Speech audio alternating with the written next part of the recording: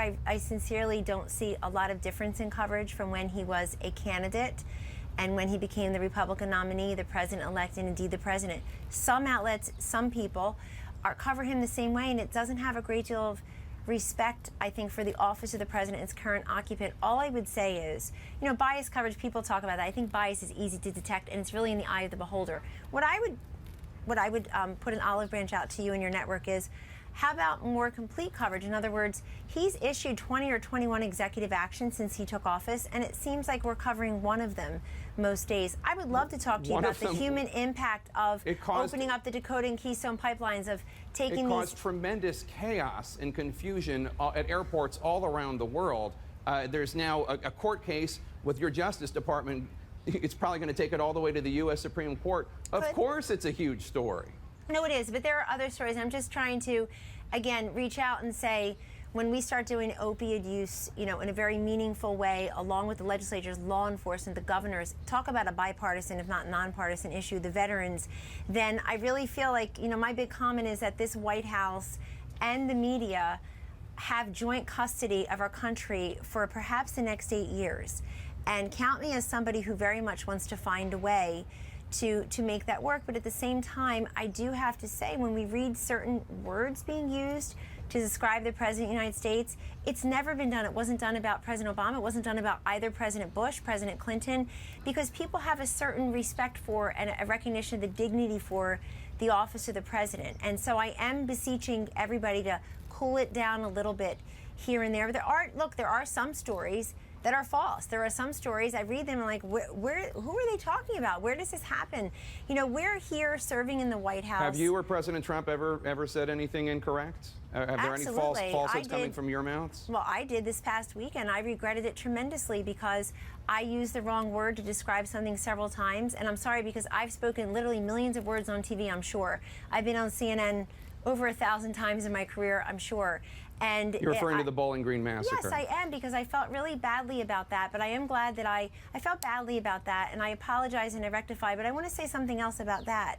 I'm very happy to have raised awareness. I'm told by colleagues at ABC that by Friday, the highest trending article there was an article from 3 years ago on ABC.com, because it was what I was referring to when I was referring to two Iraqi nationals who came to this country and are still in jail, are part of Al-Qaeda.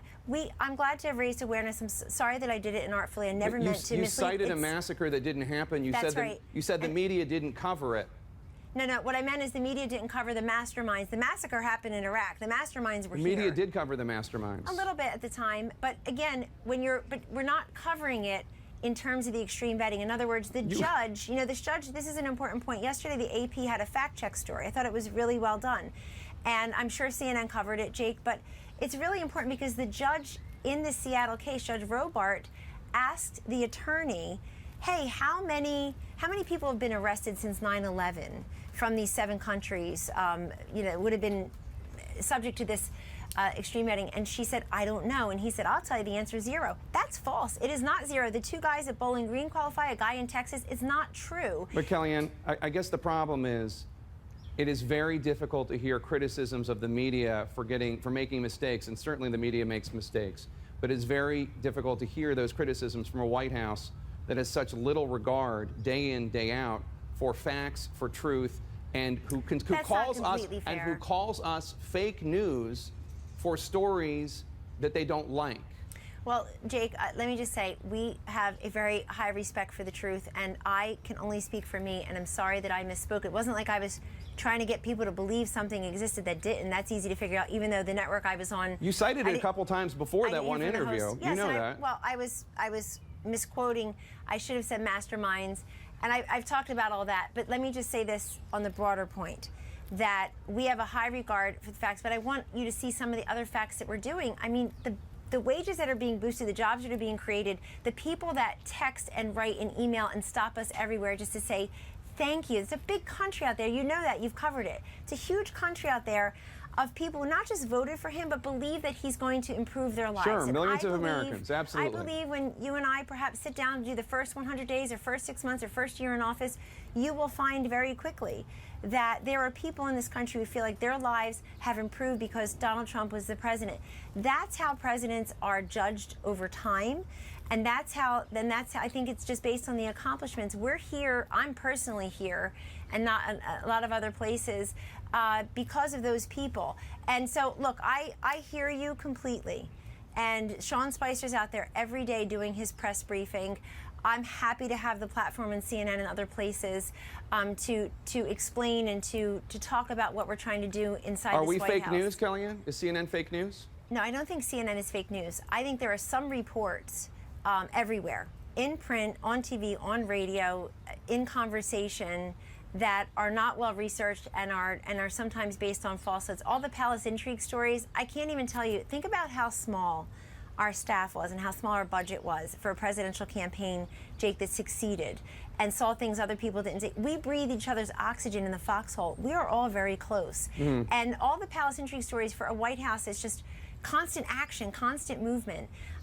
They're just not true, and they're actually beside the point and hurtful. But If you think people behind you don't leak, I'm sad. No, I'm sure. I will sadly disabuse you of that notion. I'm sure that's the case. But let me say something I think more pointedly, since you're talking to me, and I'm taking responsibility for something I said, and I'm trying to reach out and say, I am very open press. I've put out the olive branch. I'm on your show. Very much appreciate you having me and inviting me to be here.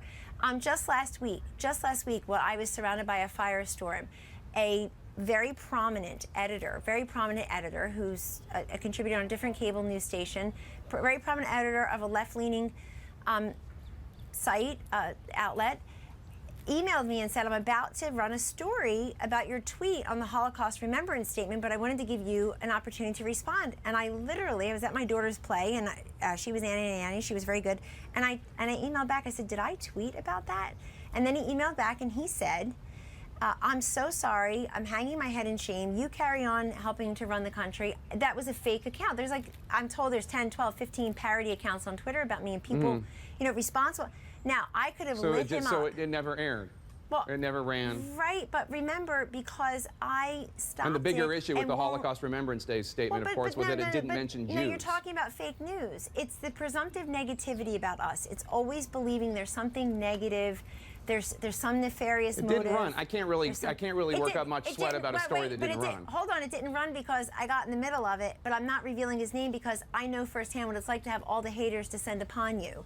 And I didn't I'm glad mention that his name. reporter did his job and reached out to you before publishing anything. Not everybody does. There's an article in the Daily Caller this week that I commend to everyone, which basically says the media's errors are starting to pile up in the Trump administration. And it lists 6 or 7 things that were said as fact that are just wrong, and people had to retract them. That's human nature, but it has to go both ways. How about the president's statements, Kellyanne? How about the president's statements that are false, like the murder rate is the highest it's been in almost half a century? False. How about the fact that the media doesn't report on terrorist attacks? False. I mean, you can talk about some jerk with some website making a mistake or almost making a mistake. Well, he's not a jerk. He's a friend of ours. All right, he's a very sweet guy. But you can talk about somebody almost making a mistake and not doing it. I'm talking about the President of the United States saying things that are not true, demonstrably not true. That is important, and arguably more important than whoever reached you at your daughter's play. Well, are they more important than the many things that he says that are true that are making a difference in people's lives? I just think we want coverage of that as well. They distract from them. They distract from the things he says. If they're covered, they do. And I think, look, I was handed a fact sheet that perhaps the president was referring to when he talked about that today with the sheriffs, which, by the way, was an unbelievably productive, moving listening session that I attended. But when he talks about the 47 years and the rate, I'm handed the information, I think you referred to it as well, that we have had an increase from 2014 to 2015. Yeah, I said that. In rapes and murders and assaults. I'm probably looking at the same data you are. And so he may have heard about a particular FBI crime city. reports. But it's FBI. It's to say that there was a spike in murder rates between 2014 and 2015 is true.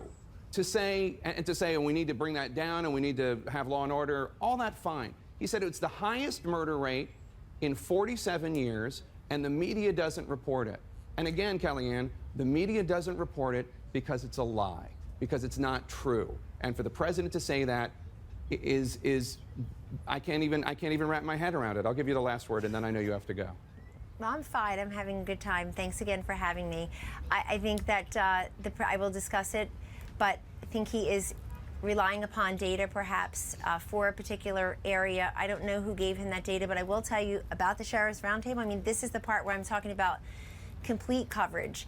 That was just an amazing, some of those sheriffs, we allowed the media in their entire time. That was the president's idea. He even invited the media into the Oval Office while the sheriffs came in there to take some pictures. But at the actual listening roundtable, which was the most important piece of this, we heard from sheriffs who said they sat in those exact seats 6 months ago in a different administration, and they felt this time there was a president who actually asked them, what do you need? What is rankling you in your communities? And we heard to a person everything from asset forfeiture to opioid use, probably the most commonly stated thing, which of course I'm happy to have a piece of that in my portfolio here. We're going to be rolling that out very soon. It's something the president made a centerpiece of his campaign.